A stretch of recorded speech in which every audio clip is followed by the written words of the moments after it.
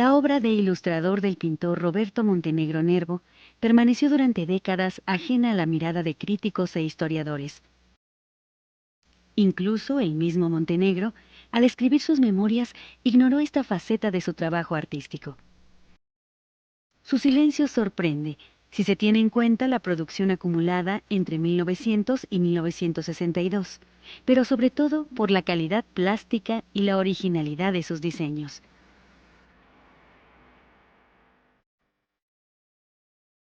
Como otros pintores de su generación, Roberto Montenegro entró en el mundo de la ilustración atraído por la posibilidad de darse a conocer como artista y buscando un medio para ganarse la vida.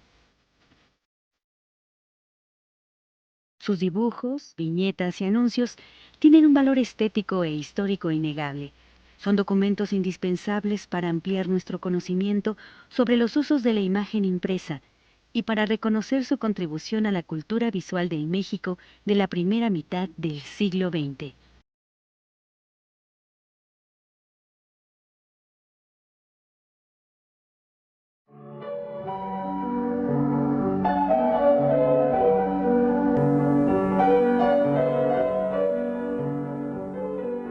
Miembro de una familia de la élite porfiriana de Guadalajara, Roberto Montenegro Nervo inició sus estudios en el Liceo de Varones en la última década del siglo XIX.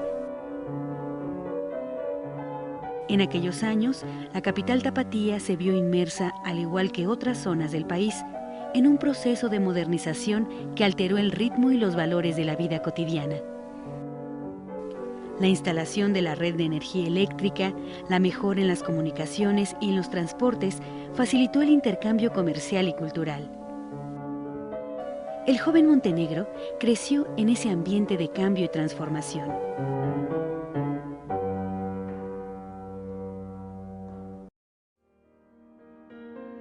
Gracias a sus maestros y por influencia de su primo, el poeta Amado Nervo, Montenegro se mantuvo al tanto de las novedades artísticas y literarias provenientes de Europa.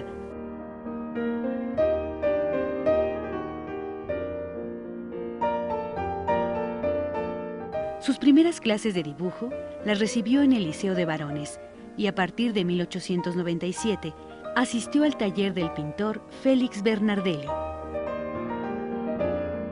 Ahí coincidió con Jorge Enciso, Rafael Ponce de León, José María Lupercio y Gerardo Murillo, el Dr. Atl.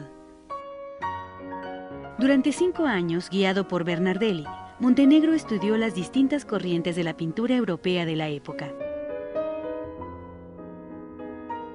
Los alumnos de Bernardelli editaron, al lado de poetas e intelectuales, la revista Negro y Rojo, publicación semanal e ilustrada en la que Montenegro mostró sus primeras ilustraciones.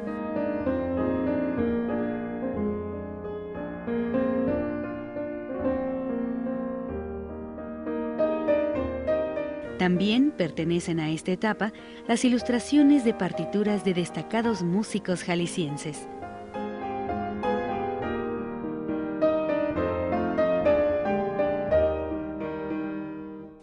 Ya en esos trabajos se advierte la inclinación de Montenegro por la influencia simbolista que más tarde derivaría en Art Nouveau.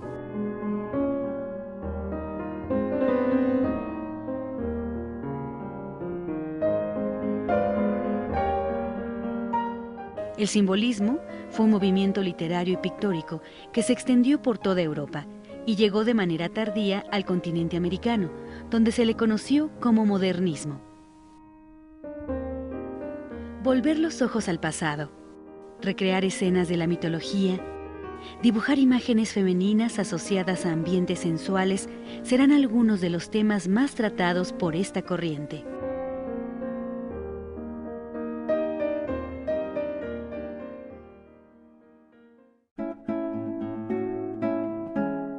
La práctica de ilustrar los libros es incluso más antigua que la imprenta.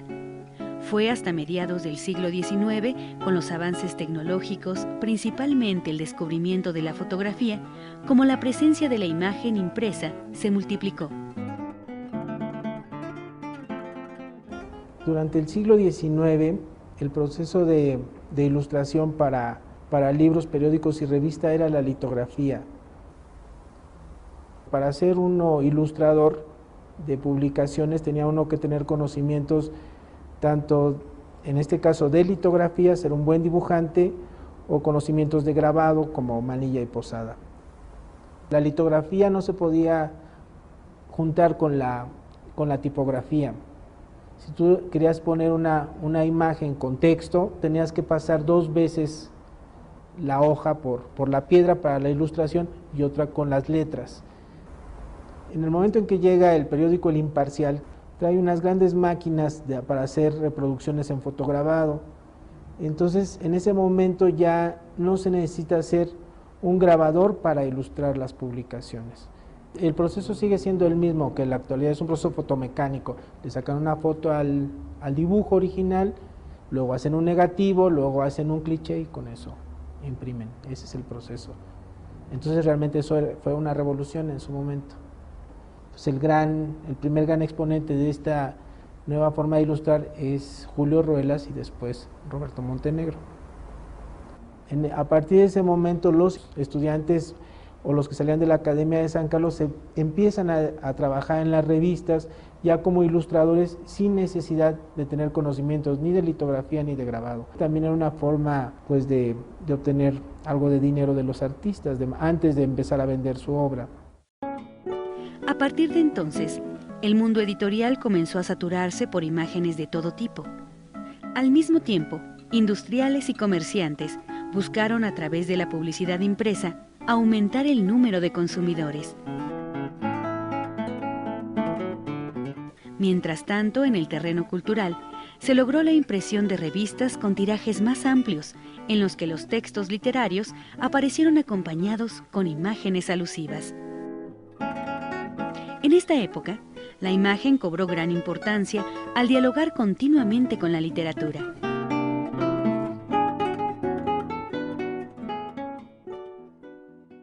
La ilustración es un arte utilitario, es un trabajo por encargo, no es una creación de que el autor la hace libremente. Entonces eso pues limita bastante la expresión o lo que quiere decir el artista en determinado momento. Esta dinámica de encargar un original al artista para luego someterlo al proceso industrial de reproducción se mantuvo inalterada durante las primeras décadas del siglo XX, hasta que la fotografía terminó por opacar a la obra plástica. Que en algún momento después de los 50 ya se pierde, ya la ilustración definitivamente queda fuera de las publicaciones, automáticamente reina ya la fotografía.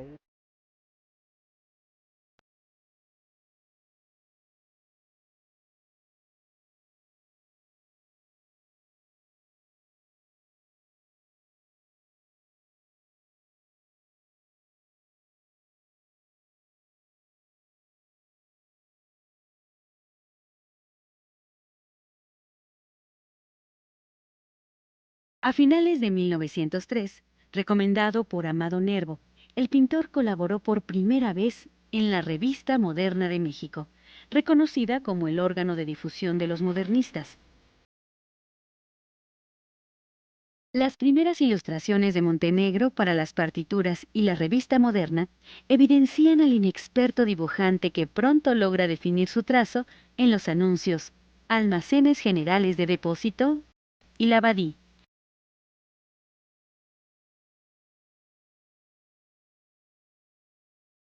En el cuento Las hormigas y sus esclavas y en el poema Mr. Bonifax.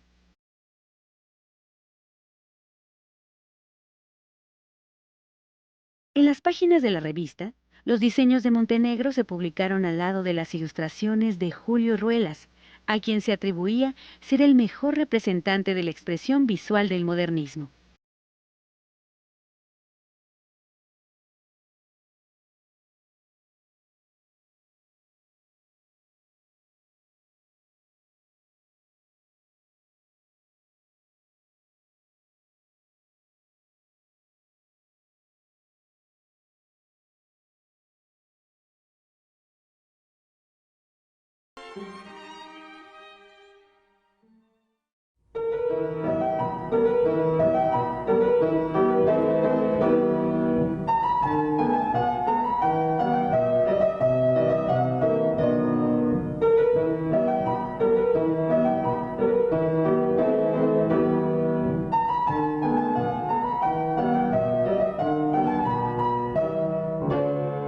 Durante el año de 1904, Roberto Montenegro vivió en la Ciudad de México y asistió a la Academia de San Carlos, donde reforzó su interés por los conceptos estéticos promovidos por el simbolismo en su versión modernista generada en Latinoamérica.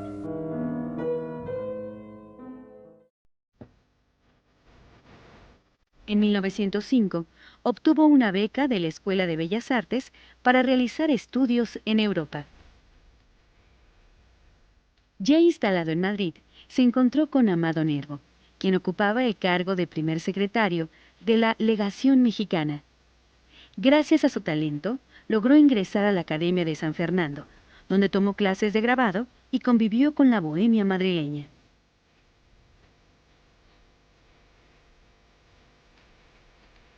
El mismo año de su llegada, Montenegro ganó un concurso que la revista Blanco y Negro promovió para ilustrar sus portadas. También, en 1905, ilustró un capítulo del libro de Amado Nervo, Jardines Interiores, compartiendo créditos con Julio Ruelas. Las viñetas de este poemario mantienen como figura central a la mujer acompañada de los motivos propios del simbolismo. Más tarde, diseñó la portada de otro libro de Nervo, En voz baja.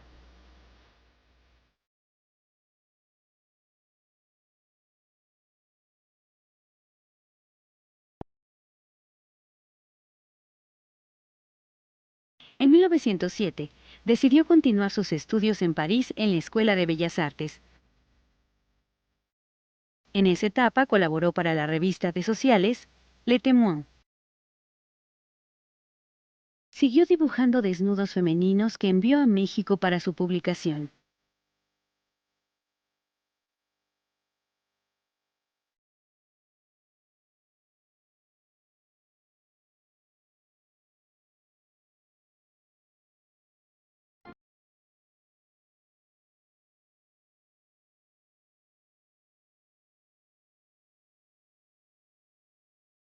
Desde su residencia parisina, fue viajero incansable visitando Italia, Holanda y Bélgica, recorriendo museos y apropiándose de formas y colores.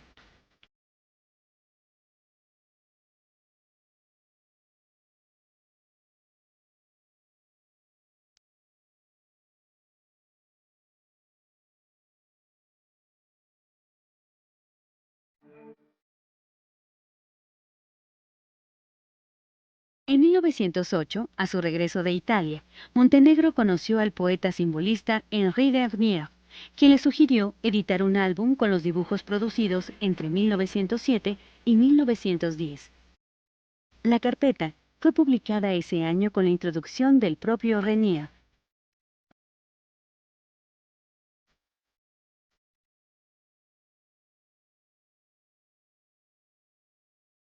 En París, pintó Caballete y dibujó Ex Libris.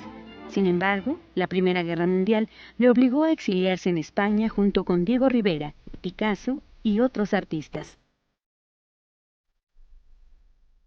Allá, diseñó Las Venecianas, una serie de dibujos preciosistas subordinados a la influencia de Franz von Weyrauch y a los recuerdos del carnaval en Italia.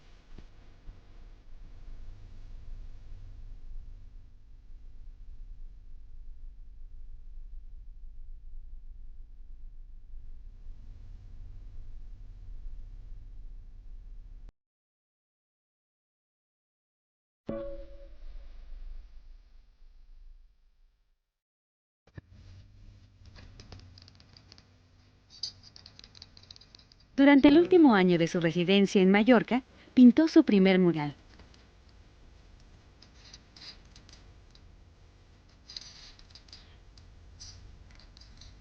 Diseñó portadas y viñetas para los libros El cuento y la lámpara de Aladino, publicados en Barcelona.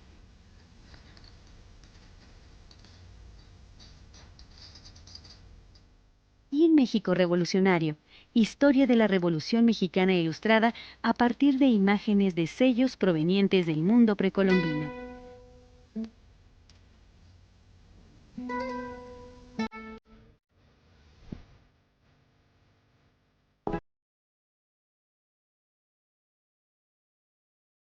La Embajada de México en Madrid le encargó la ilustración del libro Lírica Mexicana, poemario de jóvenes poetas en el que empleó figuras prehispánicas que años más tarde serían revaloradas por el nuevo discurso nacionalista.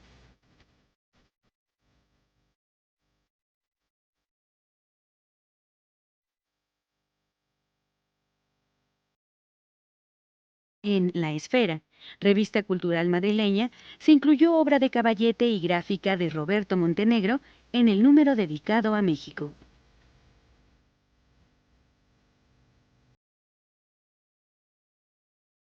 Durante su larga estancia en tierras europeas, Montenegro afinó su destreza como dibujante y colorista, y anticipó en sus ilustraciones muchos de los motivos y temas que llegarían a ser característicos de la pintura mexicana postrevolucionaria.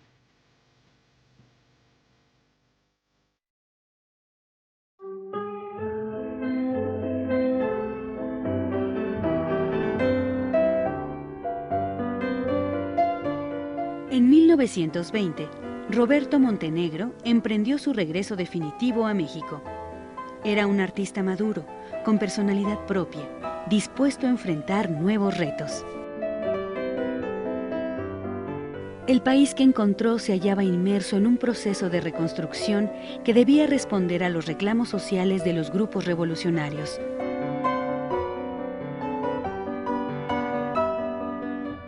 Montenegro participó desde el campo de la educación como muralista e ilustrador en ese proceso de renovación nacional.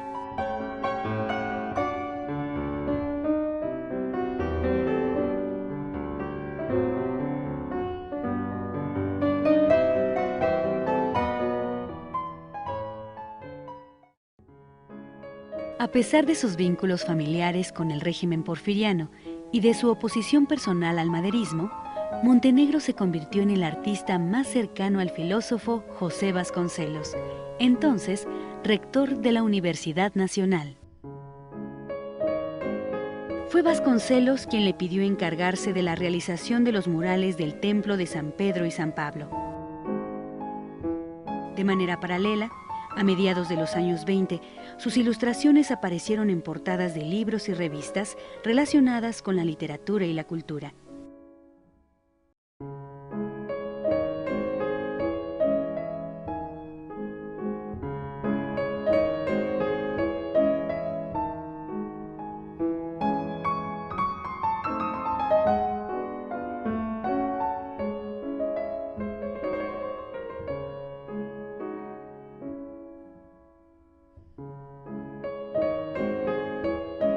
A lo largo de esos años, destaca su capacidad para abordar la nueva temática nacionalista sin renunciar del todo a las formas propias del modernismo.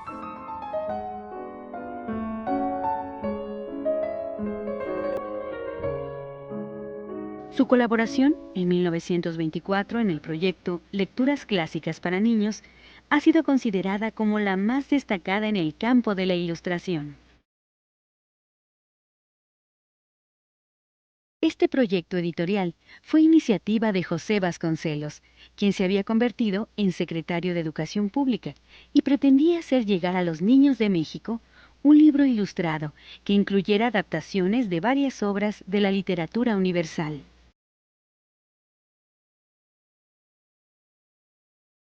Los diseños logrados en esta obra sobresalen por su belleza y su capacidad de síntesis. Se advierte en ellos el conocimiento de la obra de varios ilustradores europeos como Edmund Dulac.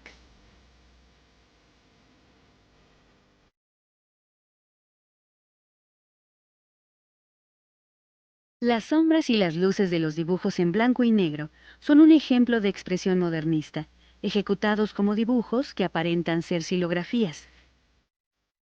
Los temas que ilustran son bellas fantasías logradas en planos que semejan, en algunos casos, tomas fotográficas o en otros de carácter escenográfico.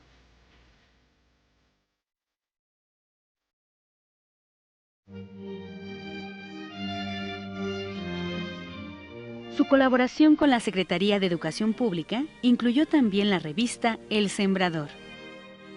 En ella, Montenegro pone a prueba su capacidad de ilustrador de los nuevos proyectos educativos dirigidos a la población rural. Algunas de esas ilustraciones recuerdan sus primeras representaciones del mundo popular mexicano, realizadas en España. Entre 1926 y 1927 diseña las portadas de la revista Crom. En estas ilustraciones son evidentes los vínculos con la indumentaria de estilo prehispánico que diseñó en 1919 como vestuario del ballet mexicano, sugiriendo, una vez más, una síntesis de elementos simbolistas y del naciente nacionalismo postrevolucionario.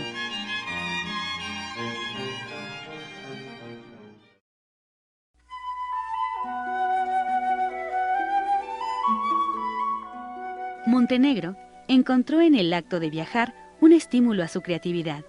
De ahí nace su interés por las costumbres y tradiciones populares que quedaron plasmadas en buena parte de su trabajo como ilustrador.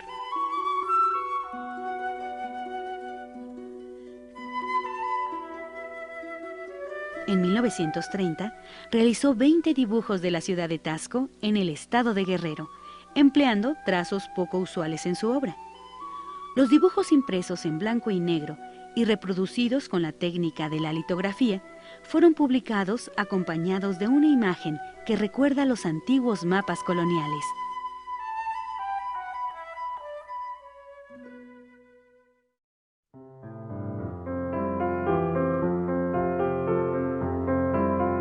A lo largo de su producción plástica, Montenegro se apoyó en su rico acervo cultural, interpretando libremente temas sacros o de propaganda política solicitados por amigos o grupos de ideologías opuestas.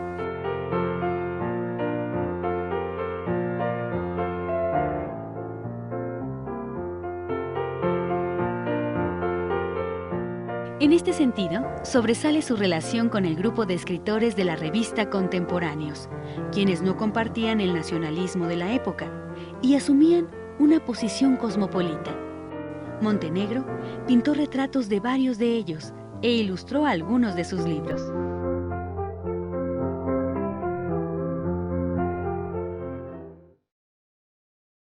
El pintor jalisciense se mantuvo siempre atento a los cambios en el arte mundial, tomando elementos y propuestas que pudieran enriquecer su trabajo como pintor e ilustrador. Su amplio conocimiento de técnicas y estilos le permitió resolver portadas y viñetas de manera muy diversa.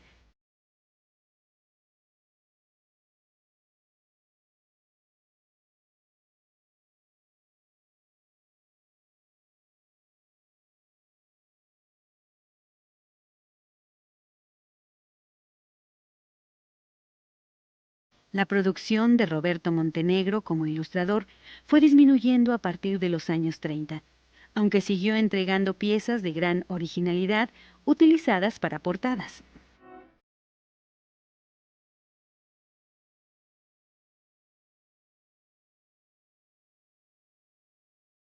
En 1936 ilustró el libro Trayectoria de Javier y Casa, con dibujos que recuerdan las alegorías de sus murales del ex colegio de San Pedro y San Pablo.